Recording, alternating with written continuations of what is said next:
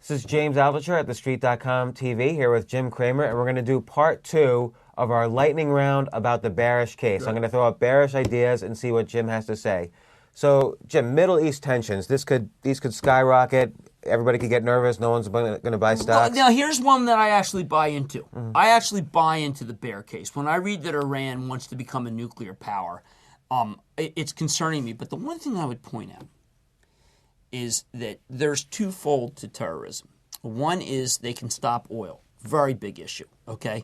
And I think that we always have to be prepared militarily to deal with that. I hate to put soldiers in harm's way because of oil, but if there's a worldwide oil embargo, it could really wreck the economy. That's not in Iran's interest, by the way, but once they go uranium, once they go nuke, it is.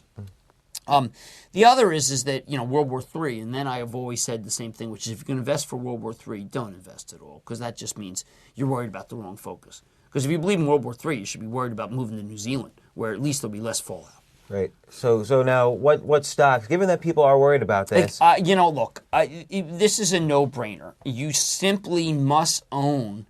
I'm speaking with Kinross. Now, Kinross is a second-rate gold company. Under that scenario, I'd buy Kinross. It's Yamana, because you need the combination of gold and growth in order to be able to make money while you're waiting for a flare-up in Mideast, not just because of Mideast. What about any defense stocks like an L3 or These are up very Holdings big. even? These are up very big. The one I've been recommending also has a RV component, which is Spartan, SPAR. I do think that General Dynamics is very inexpensive and has a great balance sheet, and I would go for that one too. LLL I thought was a takeover candidate, but they've really installed new management. They're not going anywhere. Okay, another thing that the bears bring up is a weakening dollar. Which is always a weird thing to me, because if there's a weakening dollar, people will eventually start driving stocks up. What matters the most is that if your country is in the doldrums, like ours is one of the weakest performing economies in the world, your currency's too strong. Our currency needs to have some give. How is Caterpillar, ActionAlertsPlus.com name, going to make it if it's just levered to our housing? It's a rest of the world play. United Technologies, Honeywell, not to mention the fantastic driver of Pepsi, which is the international business, and sure enough, Coca-Cola and McDonald's, not to mention JNJ and Pfizer. So, a lot of these companies are so in need of a weak dollar. And one of the things that's best about the weak dollar, this is a point I really want to make before we wrap up this part of the lightning round, is at the end of the quarter, if the direction of the dollar is down, then these managements will say, look, if the dollar continues down this path, we'll make a lot more money. If it were going up, they couldn't say that.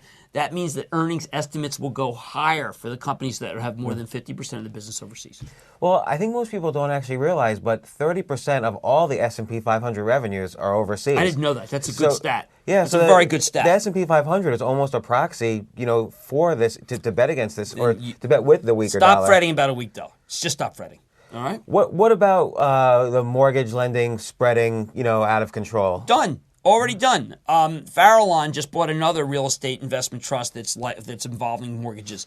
The Lend deal, the accredited home lend deal, marked the bottom. Now, Fremont, I believe, will go under. Novastar, I believe, will go under. You're going to have to deal with that. AHM cut its dividend. You're going to have to deal with these, but these are all containable going forward.